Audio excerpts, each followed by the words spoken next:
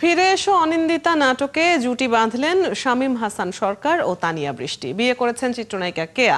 নয়নতারার বিরুদ্ধে এবার মামলা করলেন ধানুষ। রেকর্ড সৃষ্টি করে পর্দায় আসছে মোয়ানা 2। এক নজরে বিনোদন দুনিয়ার এমনই সব খবরাখবর আফফান মিতুলের প্রতিবেদনে। ছোট পর্দার জনপ্রিয় অভিনয় শিল্পী শামীম হাসান সরকার এবং তানিয়া বৃষ্টি জুটি বাঁধলেন ফিরে এসো অনিন্দিতা নাটকে। আর এই নাটকটির গল্প, চিত্রনাট্য ও পরিচালনা করেছেন ইশতিয়াক আহমেদ। নাটকে আরও দেখা যাবে শেখ স্বপ্না, রাজু আহসান সহ আরও অনেককে।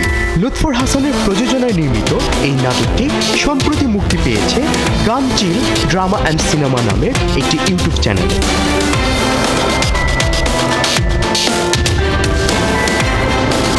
বিয়ে করেছেন জনপ্রিয় চিত্রনায়িকা সাবরিনা সুলতানা কেয়া। দুই পরিবারের উপস্থিতিতে বৃহস্পতিবার বিয়ে বন্ধনে আবদ্ধ হন তিনি। পাত্রের নাম মোস্তাক কিবরিয়া, পেশায় ব্যবসায়ী। মমতাজুর রহমান আকবর পরিচালিত কঠিন বাস্তব সিনেমাতে রিয়াজ ও আমিন খানের সঙ্গে প্রথম যখন অভিনয় করেন তখন তার বয়স ছিল মাত্র 14 বছর। এরপর টানা ডজন দুয়েক সিনেমাতে অভিনয় করেছেন কেয়া।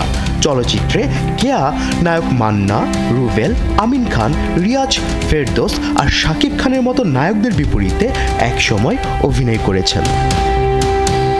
3 সেকেন্ডের এক ভিডিও ক্লিপের সূত্র ধরে দক্ষিণের দুই শীর্ষ তারকা নয়নতারা ও ধানুষের মধ্যে বিরোধ এখন চরম পর্যায়ে, যা গড়িয়েছে আদালত পর্যন্ত। অভিযোগ, নয়নতারা পরিচালিত Netflix documentary Nayanthara beyond the fairy tale ধানুষের অনুমতি ছাড়াই 3 সেকেন্ডের ফুটেজ ব্যবহার করেছেন, যেটা ধানুষের প্রযোজনা সংস্থা নানুম রাউডি ধানের সঙ্গে সম্পর্কিত। এমন অভিযোগ এনে নয়নতারা, তার স্বামী বিঘ্নেশ শিবান এবং তাদের production house rowdy pictures private লিমিটেডের বিরুদ্ধে চেন্নাইয়ের মাদ্রাস হাইকোর্টে একটি মামলা দায়ের করেছেন ধানুষ।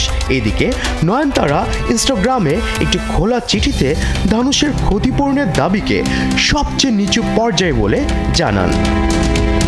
ঘটনাটা 2016 সালের।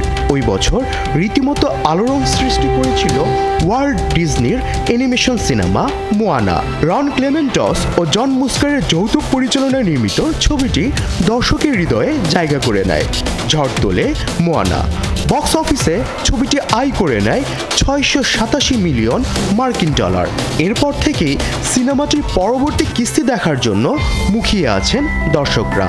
অপেক্ষাটা বেশ দীর্ঘ হলেও এবার তার পালা শেষ হতে চলেছে।